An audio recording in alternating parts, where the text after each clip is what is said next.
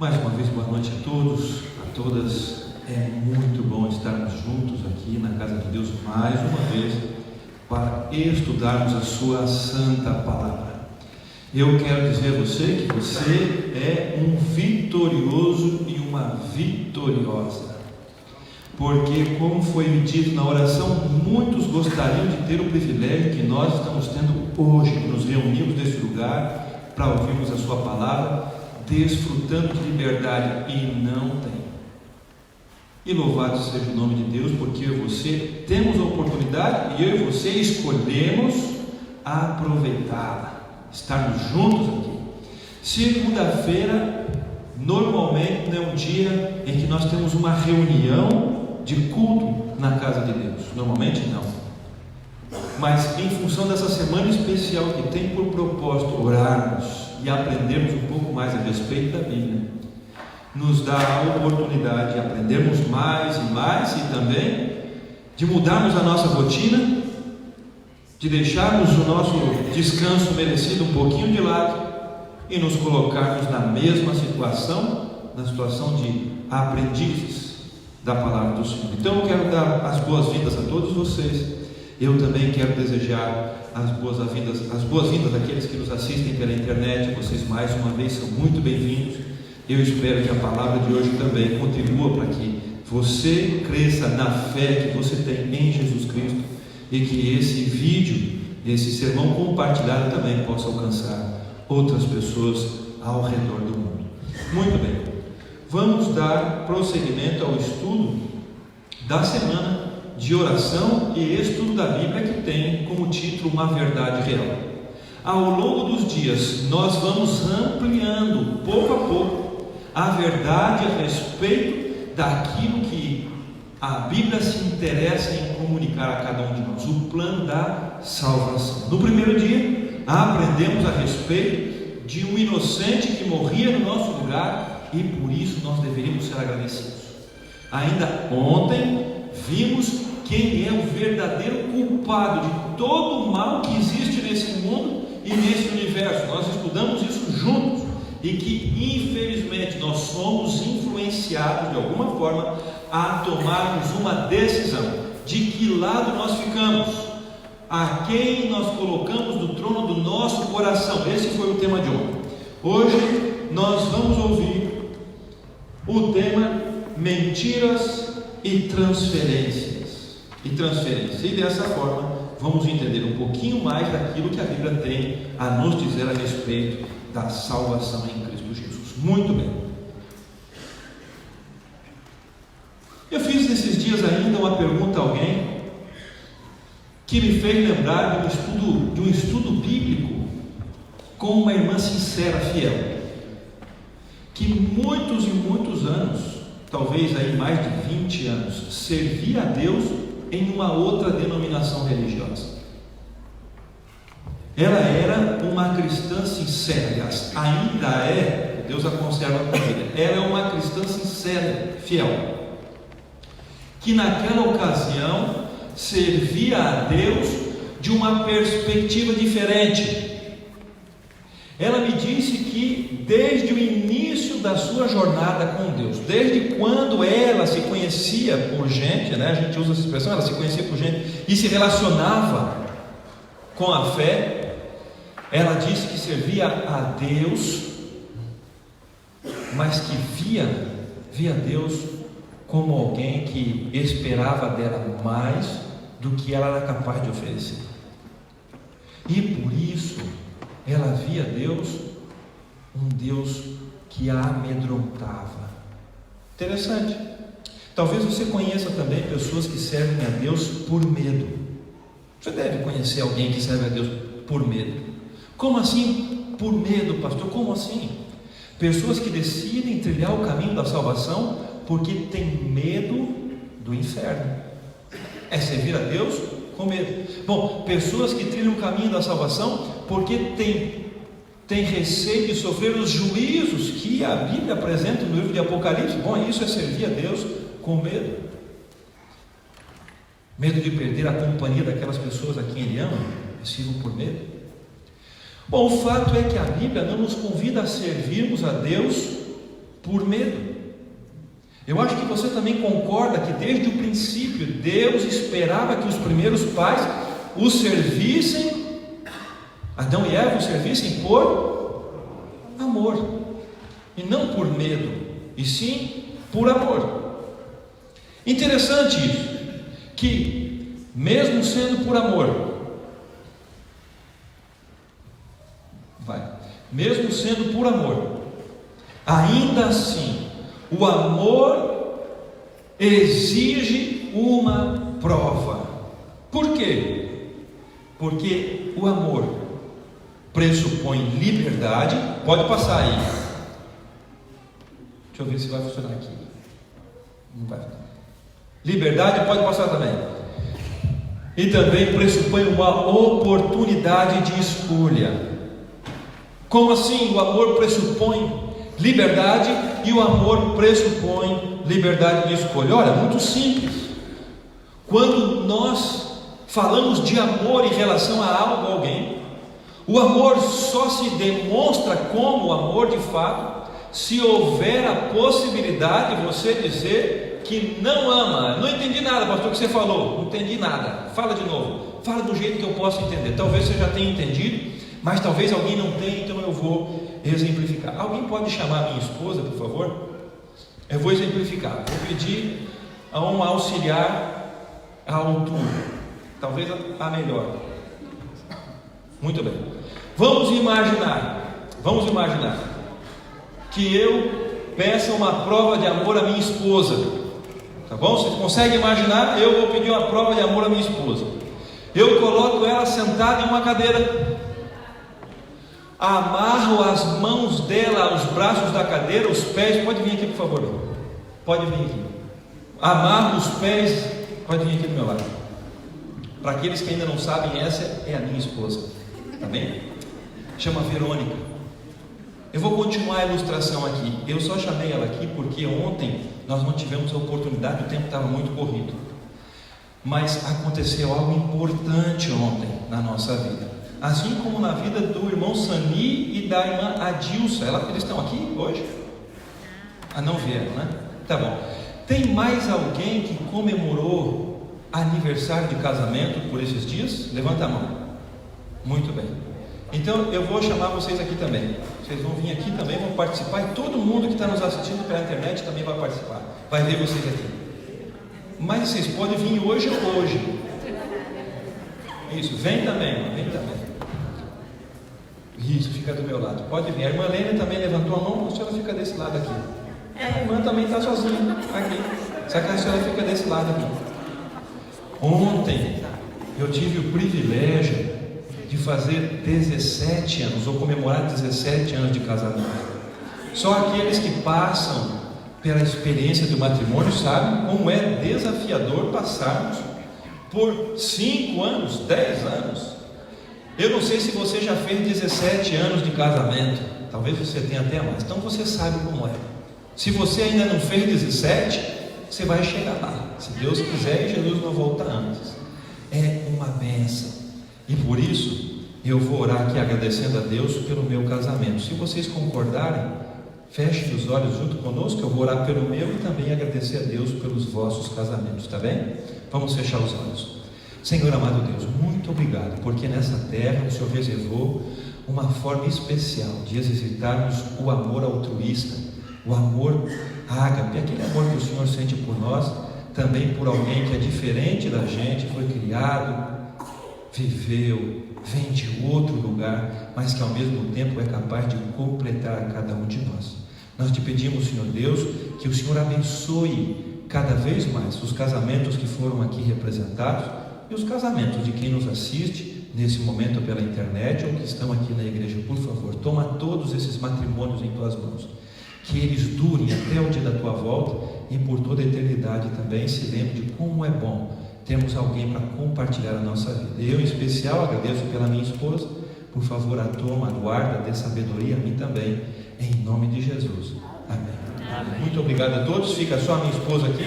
Então imagina só, Eu tomo a minha esposa, coloco ela em uma cadeira, ato os pés, as mãos à cadeira, coloco uma faca com uma mão no pescoço dela e um revólver na cabeça com a outra e pergunto assim: Verônica, você me ama?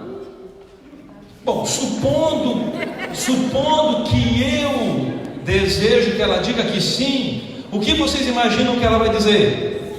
Sim, e sou louca de dizer que não. Sim, obviamente. Por quê? Porque não há opção. Depois disso, pode ser que haja na minha cabeça um ponto de interrogação, imaginando: e se eu não tivesse amarrado a cadeira, com uma faca no pescoço e uma arma à cabeça? Qual seria a resposta dela? Bom, o verdadeiro amor pressupõe liberdade e oportunidade de escolha. Muito obrigado. Muito obrigado. Foi a maior participação da noite. Muito obrigado. O fato é que, para que os primeiros pais demonstrassem o seu amor, provassem o seu amor a Deus, eles também deveriam ter a liberdade e a oportunidade de dizer não. Vamos ver isso juntos? Abra tua Bíblia aí em Gênesis, capítulo 2, os versículos 15 ao 17. Gênesis, capítulo 2, dos versículos 15 ao 17.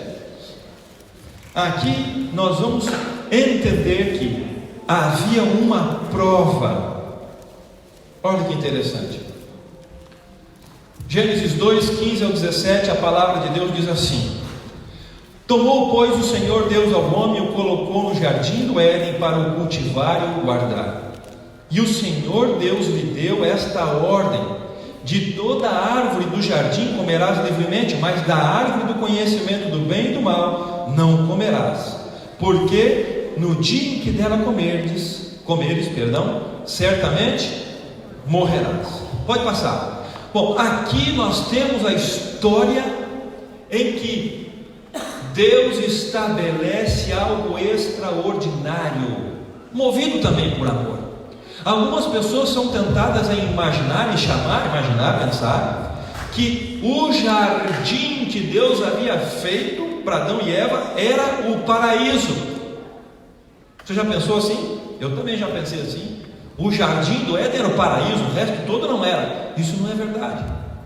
Deus fez com que a terra inteira fosse perfeita, exatamente aprazível. Havia felicidade plena naquilo que Deus havia feito. O paraíso era a terra. O detalhe é que, movido por amor, Deus dá um presente ao primeiro casal. E do paraíso, aliás, no paraíso, Ele faz como se ainda fosse possível algo melhor, mais bonito.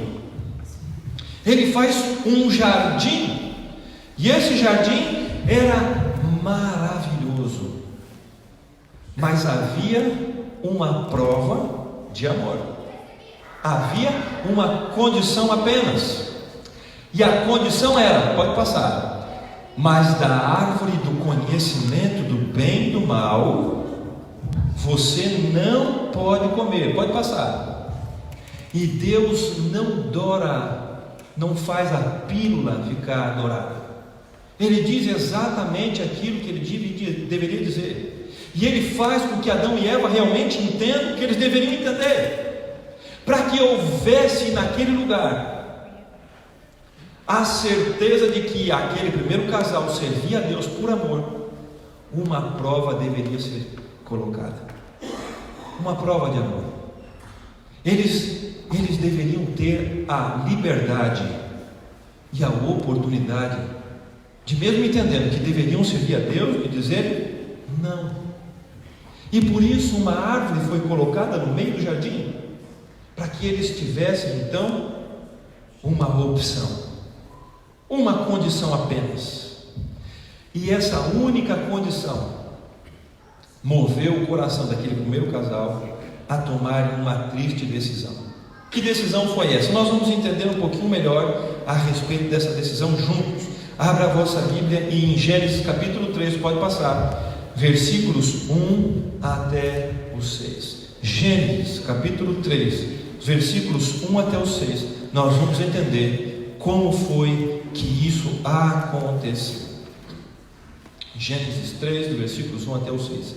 A palavra de Deus diz assim: mas a serpente, mais sagaz que todos os animais selváticos que o Senhor Deus tinha feito, disse à mulher: é assim que Deus disse: não comereis de toda a árvore do jardim? Respondeu-lhe a mulher: do fruto da árvore do jardim podemos comer, mas do fruto da árvore que está no meio do jardim, disse Deus: dele não comereis, nem tocareis nele, para que não morrais. Então disse a serpente à mulher: é certo que não morrereis, porque Deus sabe que no dia em que dele comerdes, se vos abrirão os olhos, e como Deus sereis conhecedores do bem e do mal. Vendo a mulher que a árvore era boa para se comer, agradável aos olhos, e árvore desejável para dar entendimento, tomou-lhe do fruto e comeu, e deu também ao marido, e ele também comeu. Aqui nós vemos relatado através da palavra de Deus a primeira e pior decisão que aquele casal poderia tomar diante da oportunidade de dizer: sim, eu obedeço a Deus por amor, mas eles disseram não. E como isso aconteceu? Interessante isso. Como essa triste decisão aconteceu? Você pode perguntar assim: mas pastor, por que eu preciso saber disso? Por que eu preciso saber como é que isso aconteceu? Bom, por um motivo muito simples, porque a palavra de Deus nos demonstra através da sua narrativa os exemplos positivos de homens e mulheres de fé que se mantiveram fiéis até mesmo quando corriam risco de vida, e também o testemunho de pessoas que abriram mão da companhia de Deus, para que através da vida dessas pessoas também nós aprendêssemos a viver a nossa vida ao lado dele. Adão e Eva aqui caíram nas sutilezas do erro, e aqui eu vou trazer pelo menos 4 sutilezas do erro, que esse texto, os versos que nós acabamos de ler, nos ensinam, para que eu e você não sejamos enganados também, e não corramos o risco de, com a liberdade que nós temos, com a oportunidade de dizer não, ou dizer sim, nos afastarmos do Senhor. A primeira sutileza do erro, demonstrada nos versículos que nós acabamos de ler, é que, de alguma forma, a nossa atenção sempre é testada. Olha que interessante isso. Vamos reler de novo Gênesis capítulo 3, versículo 1. Eu coloquei na tela aqui, se você quiser acompanhar, tá bom? Talvez fique mais fácil. A Bíblia diz assim: é assim que Deus diz: não comereis de toda a árvore do jardim. É interessante porque nos versículos 16 e 17 do capítulo 2 do livro de Gênesis, Deus é claro na sua informação a Eva. O fato é que Satanás se aproxima da mulher, afirmando negativamente aquilo que Deus tinha dito. Se ela estivesse desatenta, muito provavelmente naquele momento aí, ela cairia na tentação e o diálogo teria sido encerrado. Era o suficiente para que ela cometesse o erro. O fato é que aqui, nesse verso, a Bíblia nos chama a atenção de que nós devemos sempre estar atentos àquilo que Deus diz. Alguém pode pensar assim: mas pastor, Deus não fala comigo, e por isso eu não posso estar atento ao que Deus diz. Porque como eu posso responder a pergunta: será que estamos atentos àquilo que Deus diz? E eu pergunto: será que Deus fala conosco hoje? Será que Ele fala com a gente? Primeira pergunta: será que Deus fala comigo hoje? Sim ou não? Sim. Fala comigo? Mas pastor, eu nunca tive um sonho. Quem aqui já desejou ter um sonho com Jesus falando com você? Levanta a mão. Eu já tive esse desejo, hein? Só sonhei 2 vezes com a volta de Jesus, 2 só. E numa eu corria com medo e na outra me transformava num porco. Já pensou nisso aí? Coisa terrível. Já pensou? Quantas vezes eu pedi, Deus, fala comigo como o Senhor falou com Daniel, com Moisés, com aquela turma inteira. Fala comigo desse jeito. Isso me fez lembrar daquela moça do início desse sermão, que disse que servia a Deus por medo. Eu tentei ajudá-la a enxergar que ela deveria servir a Deus por amor. Mas numa das nossas primeiras conversas ela dizia assim: pastor, eu sei que devo tomar uma decisão, mas eu ainda não tenho certeza de qual é. Me conta mais, irmã. Ela diz assim: um dia desses eu tive um sonho tão real com Jesus, e Jesus nesse sonho me dizia exatamente o que eu tinha que fazer, mas quando eu acordei eu percebi que era apenas um sonho. Irmã, eu oro até hoje para que Deus faça isso comigo. Ele fez isso com você. O que você está esperando para ouvir o que Ele diz? Sabe, isso me ajuda a entender que às vezes existem pessoas que mesmo que Deus faça essa mesa pegar fogo sem queimar, e saia de trás dessa mesma voz e fale com essa pessoa, ainda ela vai ter dúvidas. Você lembra daquela história? Você lembra daquela história? Você deve lembrar daquela história. Você lembra daquela história? Como é que você vai dizer se você não sabe qual é, né? A história daquele camarada que estava afogando as águas, como é que chama? Quando você, é uma inundação, estava afogando uma inundação, e ele teve a ilustre e brilhante ideia de fazer uma oração pedindo: Deus, por favor, me ajuda, eu não quero morrer, me salva. Bom, durante a oração, alguém de um dos telhados da casa atira uma boia para ele, e ele recusa a boia, dizendo assim: eu fiz uma oração e Deus vai me salvar. Pois então, um barco passa e diz: vem para dentro. E ele diz: não, eu fiz uma oração e Deus vai me salvar. Então passa um helicóptero, atira uma corda, sobe. Ele diz: não, Deus vai me salvar. Bom, a história conta, não sou eu e nem a Bíblia, isso é uma ilustração. A história conta que esse homem morreu afogado. Ele morreu, só podia morrer. Depois de tudo isso, morreu.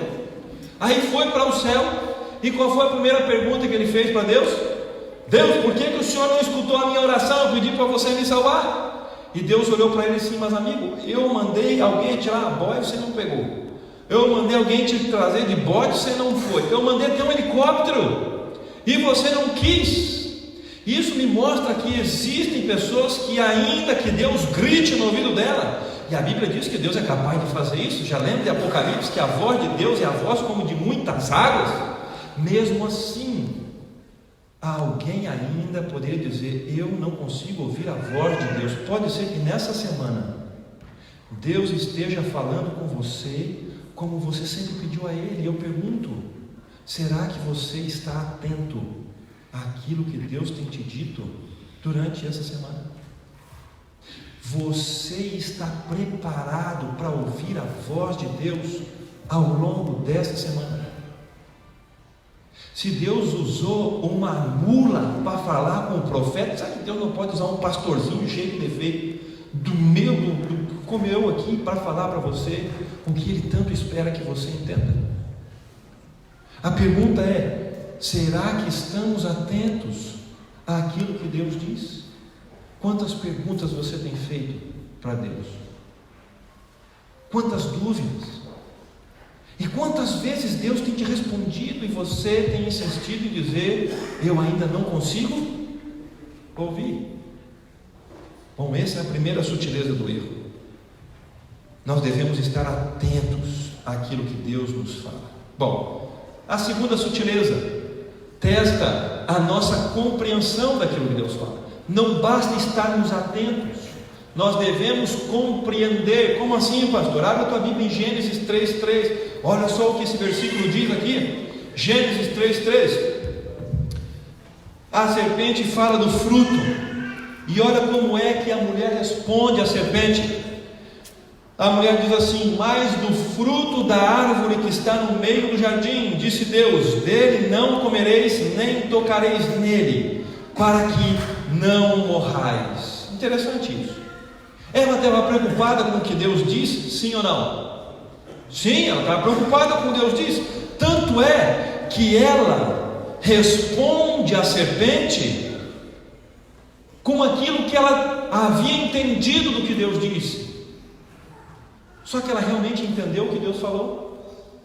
Abra a Bíblia aí em Gênesis 2, versículo 17, diz assim: mas da árvore do conhecimento do bem e do mal não comerás, porque no dia em que dela comeres, certamente morrerás.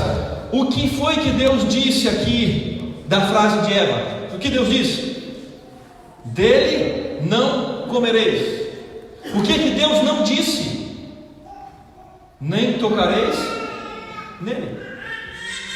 Deus disse: você não pode comer. Deus não disse: você não pode tocar. O que acontece é que na minha caminhada eu vejo muitas pessoas sinceras que, apesar da sua sinceridade, não entendem aquilo que Deus fala. Estão atentas, se preocupam, mas não conseguem entender, porque falam aquilo que Deus não disse e desfalam aquilo que Deus disse. Quantas pessoas preferem viver uma vida como se estivessem carregando 100 quilos nas costas, porque imaginam que Deus disse algo que Ele nunca disse, imaginam que deve viver uma vida de sacrifício. É lógico que ser cristão implica em um sacrifício. Ser cristão é um chamado radical que Deus faz para mim e para você. O fato é que nós não devemos dizer que Deus disse o que Ele não disse. Você consegue entender isso?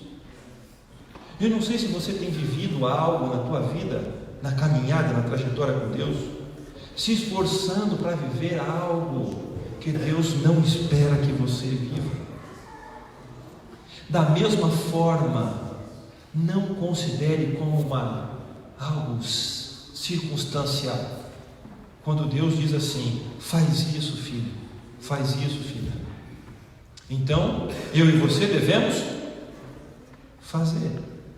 Se Deus disse, você faz. Se Deus não disse, você é livre para não fazer.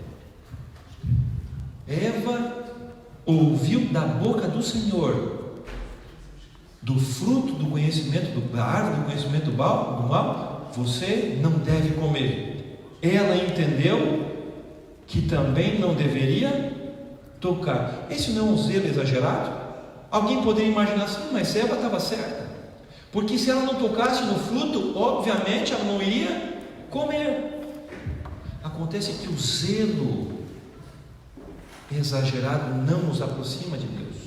Algumas vezes nos afasta, porque o que Deus espera é que a gente compreenda exatamente o que Ele disse, para que não exista um perigo de qualquer um de nós acrescentarmos ou retirarmos qualquer coisa da fala de Deus. Bom, o terceiro erro, a terceira sutileza do erro, testa também. Vamos ver se funciona. Pode passar.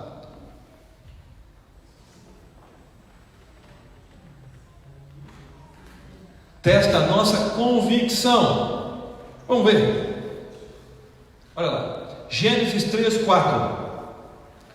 A serpente disse à mulher: é certo que não morrereis. Que interessante. A serpente confronta a fala de quem aqui? Do próprio Deus. Deus disse: vocês vão morrer. A serpente disse: vocês não. Quem é que falou a verdade? Deus, né? Mas o fato é que a mulher comeu o fruto. O que aconteceu com ela? Ela não morreu. Não morreu. Então eu vou perguntar de novo: quem é que disse a verdade? Pergunta, né? Capciosa. Deus disse: vocês vão morrer. A serpente disse: vocês não vão morrer. O fato é que Deus disse a verdade, sim ou não? Sim. A cobra disse a verdade pela metade. pela metade. Porque a serpente não mentiu a Eva, porque comendo o fruto naquele instante, ela não morreria. O que a serpente não disse é que Deus, no final das contas, tinha razão, porque um dia ela iria morrer. O que acontece é que quando nós somos desafiados com aquilo que Deus disse, muitas vezes, pela falta da convicção, nós somos tentados a acreditar em meias verdades, e uma meia verdade para Deus é uma mentira completa. É simples assim. Ou você acha que o inimigo de Deus vai se apresentar dizendo: olha, meu amigo, minha amiga, muito prazer, eu aqui sou o diabo, Satanás, aquela serpente que Apocalipse fala, a antiga serpente, o dragão, que na Bíblia é um animal terrível, espantoso, que ninguém sabe o que é por isso que chama dragão. Então, eu enganei Adão e Eva, e olha só tudo o que aconteceu, mas hoje eu estou aqui para enganar você. Você está sabendo disso agora, então é o seguinte: eu quero que você tome essa e essa decisão. O que você acha que aconteceria com a pessoa que ouvisse esse tipo de oferta? Eu falei muito rápido? Ela aceitaria? Obviamente que não. Se você estivesse entrando em um prédio que tivesse a placa lá no mural, Sinagoga do Satanás, você teria coragem de entrar? Óbvio que não. É por isso que ele é qualquer coisa menos criativo na mentira. Ele é criativo na forma de apresentá-la, mas a mentira é sempre a mesma. Ele conta meias verdades, para que aqueles que não têm convicção da verdade verdadeira, como dizia minha mãe, então seja enganado por uma meia verdade, que para Deus é uma mentira completa. A última sutileza do erro aqui, olha só que interessante, a Bíblia nos lembra em Gênesis 3:5 que mais uma coisa importante na nossa relação com Deus é testada com a mentira, o erro. Olha só que interessante, o erro testa a nossa submissão, e a Bíblia diz assim: porque Deus sabe, a cobra quem fala, porque Deus sabe que no dia em que dele comerdes, se vos abrirão os olhos, e como Deus sereis conhecedores do bem e do mal. E qual é que é a sutileza do erro aí? É fazer com que eu e você acredite que aceitando na nossa vida o erro, acalentando o erro no nosso coração, imaginando que o que o Deus não disse é verdade, nas meias verdades que o mundo nos conta, é capaz de cada um de nós nos mantermos firmes nos caminhos e permitindo que do trono do nosso coração, quem sente? Deus. E isso não é possível. Não é.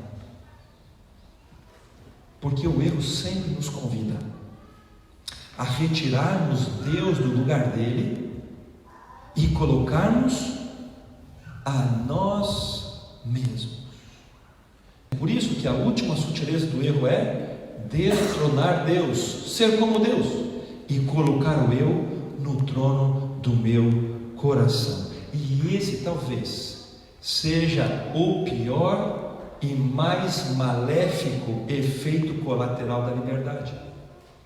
Porque quando eu uso a liberdade para demonstrar o meu amor a Deus, o efeito colateral, o mau uso dessa liberdade, me faz tirar Deus do lugar dele na minha vida e me colocar lá. E sabe, isso no final nunca resolve o meu problema. Quantas pessoas se sentem vazias nesse mundo? Você já se sentiu vazio? Você já se sentiu desesperançado? Você já se fez a pergunta à noite com a cabeça no travesseiro: e se eu não acordar amanhã, a minha vida até aqui tem valido a pena? O que vai acontecer depois de tudo isso? Por que isso tudo existe? Essas perguntas não podem ser respondidas com a filosofia desse mundo. Não importa qual filósofo, desde os mais antigos até os contemporâneos, nenhum livro é capaz de nos ensinar como sermos completos e felizes, como a Bíblia e Deus o fazem. E por que fugir dessa verdade? E por que dar vazão à sutileza do erro? Aceitar Jesus como o meu Salvador é apenas o primeiro passo. Sabe por quê? Porque na minha caminhada com Deus, Ele tem que ser o primeiro, o último, o único e suficiente Senhor da nossa vida. Olha só que interessante isso. Quando eu insisto em não colocar Deus no trono da minha vida, são as últimas informações que eu vou passar hoje, presta atenção nisso aqui. Existe uma consequência. Nós vivemos a experiência que Adão e Eva viveram e sofremos com as consequências do erro e da culpa. O sentimento de culpa, a consciência do erro. Olha só, Gênesis capítulo 3, versículos 9 até o 13 dizem assim: E chamou o Senhor Deus ao homem e lhe perguntou: Onde estás? Ele respondeu: Ouvi a tua voz no jardim, e porque estava nu, tive medo e me escondi. Amanhã nós vamos, se não amanhã depois, nós vamos entender melhor esses versos aqui. Pastor, você está repetindo muita história, está falando só do jardim, mas é tudo que lá que tudo começou. Existem muitas coisas interessantes para aprendermos aí. E aí continua dizendo assim: Ouvi a tua voz no jardim, e porque estava nu, tive medo e me escondi. Perguntou-lhe Deus: Quem te fez saber que estavas nu? Comeste da árvore que te ordenei que não comesses? Então disse o homem: A mulher que me deste por esposa, ela me deu da árvore e eu comi. Disse o Senhor Deus à mulher: Que é isto que fizeste? Respondeu a mulher: A serpente me enganou e eu comi. O que aconteceu aqui? O que aconteceu? O que Adão e Eva sentiam? Obviamente culpa. Eles tinham consciência de que tinham errado. Eles olharam para eles e viram que tinham pisado na bola. A Bíblia diz que depois que Adão comeu o fruto, eles perceberam que estavam nus, coseram folhas, e aí então, quando ouviram a voz de Deus, se esconderam dele. Agora, eu vou voltar ao texto aqui, olha só que interessante isso. Você consegue perceber que existe algo interessante na forma como Deus se relaciona com Adão? Olha só que interessante. A Bíblia diz que Deus chamou o homem e perguntou: Onde que você está? Existem implicações para esse texto aqui.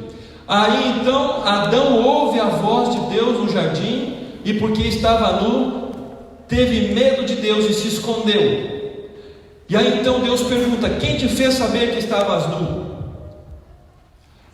Essa não era a pergunta lógica. Deus procura Adão, Adão se esconde. Quando Deus encontra Adão, Adão justifica dizendo: Senhor, eu tinha medo de você. Eu estava com medo de você. Deus poderia olhar para Adão e dizer assim: Mas Adão, quando foi que eu te dei uma razão para isso? Se toda a nossa história até aqui eu só demonstrei amor por você. Eu te criei. Quando você percebeu que estava sozinho, eu te dei uma esposa. Quando vocês imaginavam que tudo que vocês tinham ainda era bom, eu fiz um jardim e te coloquei lá dentro. Mas Deus não faz a pergunta: por que você tem medo? Sabe qual a pergunta que Deus faz?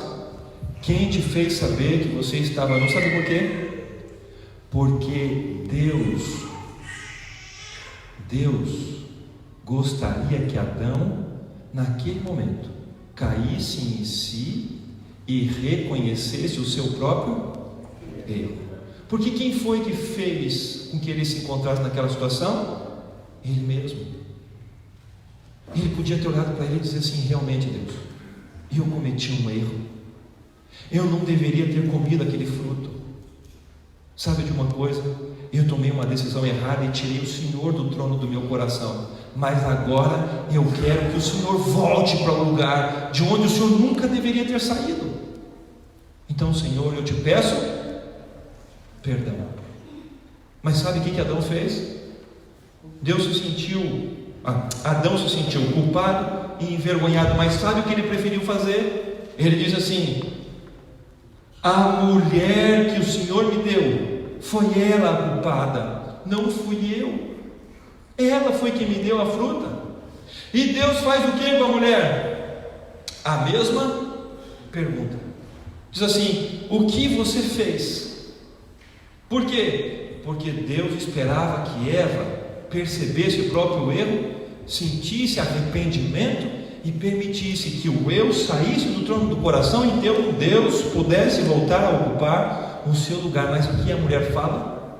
Foi a serpente. O que aconteceu aqui? O que aconteceu aqui então? Adão transferiu a responsabilidade pela culpa e pela vergonha de ter cometido o erro para Eva, a mulher. A mulher, por sua vez, deveria ter assumido o erro, a culpa, a consequência, e ela transferiu para a serpente. E o casal, fazendo isso, transferiu a responsabilidade do erro que havia cometido para Deus.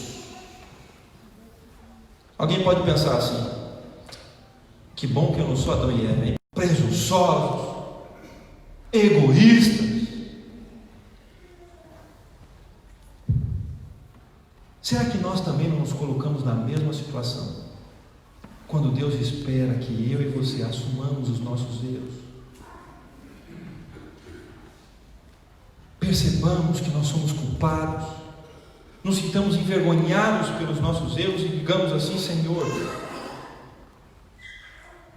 eu sei que a minha vida tem testemunhado contra a fé que eu deveria ter no Senhor, mas sabe de uma coisa? Eu cansei de fazer isso sozinho. Então, por favor, Senhor, me tira do trono do meu coração e ocupa esse lugar. Mas acontece que muita gente fica pensando assim: não, ainda não é a hora. Ainda não é a hora de aceitar Jesus vivendo no trono do meu coração. Sabe por quê? Porque eu ainda tenho muito a fazer. Eu tenho, coisas boas.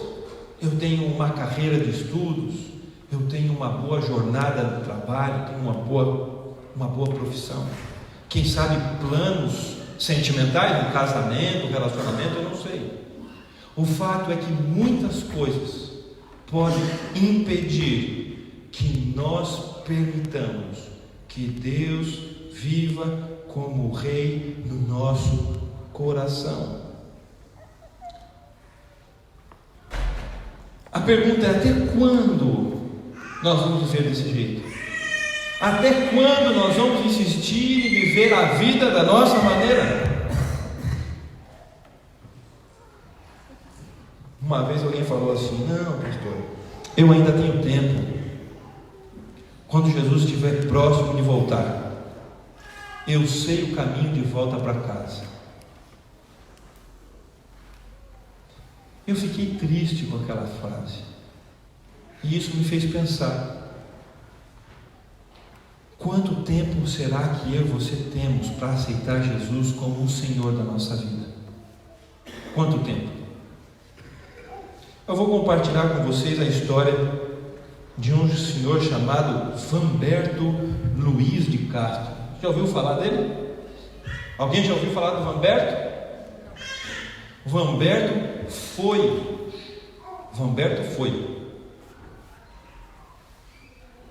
vamos falar assim, popstar, né? Foi a pessoa mais comentada em menos tempo que eu já tive notícia. Vanberto, ele sofria de câncer. Não era um câncer qualquer. Ele tinha um tipo de câncer muito agressivo, um tipo de linfoma, um câncer no sangue.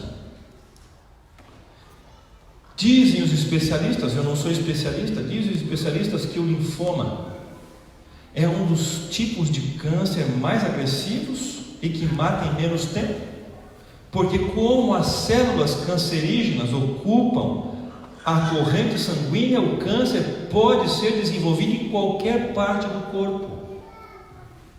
No caso desse senhor, o câncer já havia chegado aos ossos.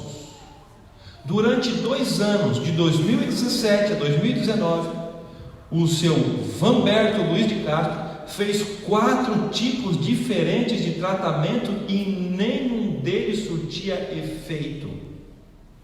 Vanberto tomava morfina, que é o analgésico mais potente que se tem notícia hoje, de hora em hora, para que ele não sofresse as dores da doença. Você já viu alguém com câncer tomando morfina? Já viu alguém? Eu tive a oportunidade, e não um privilégio, eu tive a oportunidade de ver o meu pai tomando morfina de hora em hora, e o homem com mais de 80 quilos pesar menos de 50, 40 e poucos, e carregava meu pai no colo quando nós tínhamos que ir ao hospital, porque o câncer que ele desenvolveu e que tomou a vida dele em 2008 tinha chegado também aos ossos. Eu testemunhei a dor do meu pai, não senti ela, mas testemunhei. Vanberto tinha um câncer que tinha atingido os ossos. Interessante isso. Até que na metade do ano de 2019 ele foi hospitalizado num grande hospital do interior de São Paulo, na cidade de Ribeirão Preto, hospital de clínicas.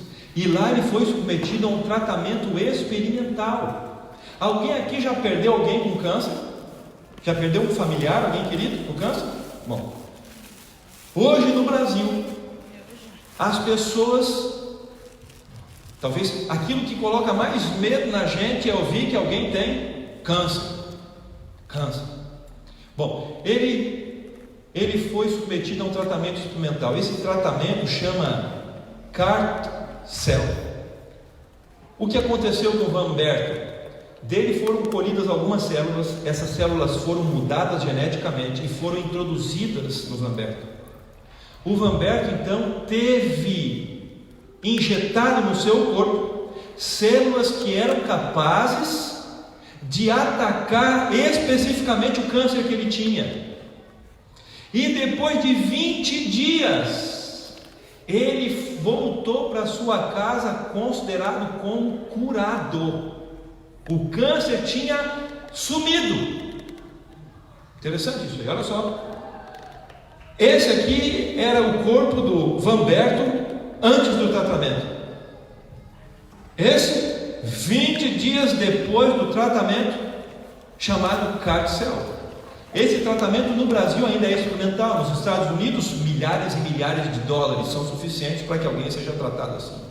O fato é que a cura do Vanberto gerou esperança em todos os brasileiros, inclusive em mim, que tinha perdido meu pai em 2008. Fiquei imaginando, se o meu pai estivesse vivo em 2019, talvez teria uma chance de sobreviver, porque o Vanberto sobreviveu, o meu pai também podia sobreviver. Interessante. A cura do câncer. Uma revista de circulação nacional, isto é, testemunha. Antes, o corpo de Vanberto tomado pela metástase. Depois, o procedimento genético eliminou todos os tumores. Interessante isso. Mais interessante ainda considerar que em menos de 2 meses, no dia 11 de dezembro de 2019, na sua casa, o homem que havia sido curado de um câncer maligno que ia tomar a vida dele por aqueles dias, caiu e bateu a cabeça. Deu entrada no hospital com traumatismo craniano e não saiu de lá vivo. Interessante isso. O homem que passou por tratamento inédito de câncer morre em acidente, menos de 2 meses depois de ser testemunha viva de um, entre aspas, milagre. O que isso mostra para mim? O que isso deveria mostrar para você? É que eu e você não temos todo o tempo que nós imaginamos. A pergunta é: até quando nós vamos esperar para aceitar Jesus como o Senhor da nossa vida? Até quando? Até quando nós vamos insistir em viver como se nós tivéssemos todo o tempo do mundo? Talvez nessa noite eu fale para alguém que tem se perguntado muitas vezes: Senhor, será que o Senhor tem falado comigo? E se o Senhor tem falado comigo, por que eu não consigo ouvir? Talvez eu esteja falando nessa noite para alguém que precisa tomar uma decisão e que acredita que essa decisão pode ser tomada depois, porque todos os motivos são razoáveis, racionais. O problema é que nenhum de nós pode dizer: eu tenho tempo. Porque pode ser que quando chegue o dia, você não tenha mais a oportunidade de dizer: sim, eu aceito a Jesus como o Senhor da minha vida. Nós vamos ouvir uma mensagem musical agora. A irmã Sandra vai cantar uma música especial. Essa não é só uma canção, também é uma mensagem cantada. Eu vou desafiar você a fechar os olhos e falar com Deus. Diga a Ele: Senhor, existem muitas coisas que têm me atrapalhado e que têm impedido a minha decisão. Mas, Senhor, eu não quero mais deixar para depois. Eu não quero mais deixar para amanhã aquilo que eu sei que eu tenho que fazer hoje.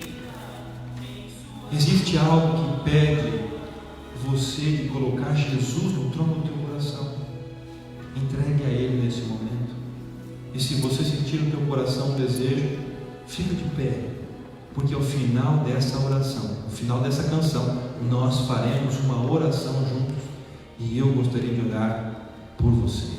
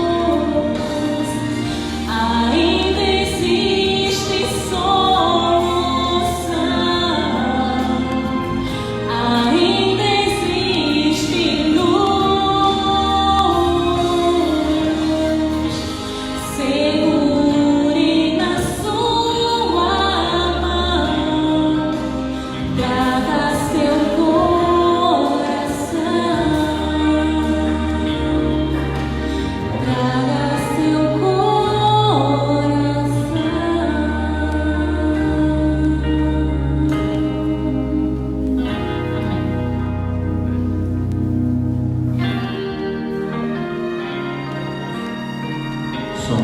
Aquela moça com quem eu conversei aquele dia, ele disse para mim que era tão difícil ouvir a voz de Deus. Depois daquele encontro em que ela compartilhou o seu sonho, ela ouviu a voz de Deus falando através de um pastor limitado, de um pastor falho, cheio de defeitos de caráter, mas que havia lembrado que Deus também pode falar conosco ainda hoje. Ela decidiu entregar a sua vida a Jesus, decidiu permitir que o Senhor sentasse no trono do coração dela, e hoje ela é feliz servindo a Deus. E isso também pode acontecer comigo e com você. Só basta que nós permitamos que Deus assuma o controle da minha e da sua vida. Quanto tempo ainda mais? Por que esperar? Se eu posso fazer isso hoje. Feche os seus olhos, vamos orar. Senhor amado, muito obrigado, Pai, porque de uma forma especial, singela, o Senhor nos lembra o desejo que o Senhor tem de morar, viver no nosso coração, de permitir, Senhor Deus, permitir através dessa atitude a vida, a forma, aquilo que deveria ser pleno e completo e que nós não encontramos em nenhum outro lugar. Sim, podemos encontrar em Ti. Mas algumas vezes, Senhor Deus, nós mesmos impedimos que o Senhor viva no nosso coração. Nós mesmos, Senhor Deus, tomamos decisões que nos afastam de Ti. Então, por favor, nos ajuda a entendermos, ouvirmos a Tua voz. E assim, vivemos uma vida de acordo com a Tua vontade, plena de felicidade, alegria e paz, que só aqueles que vivem ao Teu lado sentem. Por favor. Muito obrigado, Senhor Deus, por essa semana especial e esses dias que nós temos tido aqui juntos estudando a Tua palavra. É tão bom, Senhor Deus, ouvir a Tua voz, é tão bom falar contigo através da oração. Mas a semana ainda não acabou. Nós estamos recém no terceiro dia, muitos outros dias ainda virão. Nos dá força, Senhor. Nos dá sabedoria, nos dá uma forma para que dentro de uma semana cheia de desafios, dificuldades, compromissos, o cansaço, os Teus filhos possam se reunir mais uma vez na Tua casa, com o propósito de Te adorar. Por favor, nos despede também desse momento, com a certeza de que o Senhor nos acompanhará aos nossos lares, nos dará um bom descanso ao Teu lado. E amanhã, Senhor Deus, nos dá um dia maravilhoso, cheio de bênçãos, de vitórias. E logo à noite, possamos vir aqui mais uma vez. Nós Te pedimos isso, agradecemos. Em nome de Jesus. Amém. Eu vou estar à porta, vou me despedir de você lá. Eu não gostaria de me despedir sem dizer que amanhã às 18 horas vamos servir um lanche para aqueles que vierem direto do trabalho, que estiverem cansados e que de alguma forma não se sentem confortáveis de ir em casa, depois vir aqui, podem vir diretamente, nós vamos recepcioná-los, tá bom? Eu diria a você que de todos os dias daqui para adiante, se você tivesse que remanejar a tua vida, tivesse que escolher um dia assim, não, esse dia é um dia que eu não posso perder, porque o assunto vai ser extraordinário. Sabe qual dia que eu não perderia? Amanhã. Amanhã vai ser um dia fora de série. Você não pode perder e não vem sozinho. Convida alguém, traz alguém. Que Deus te abençoe. Nos encontramos.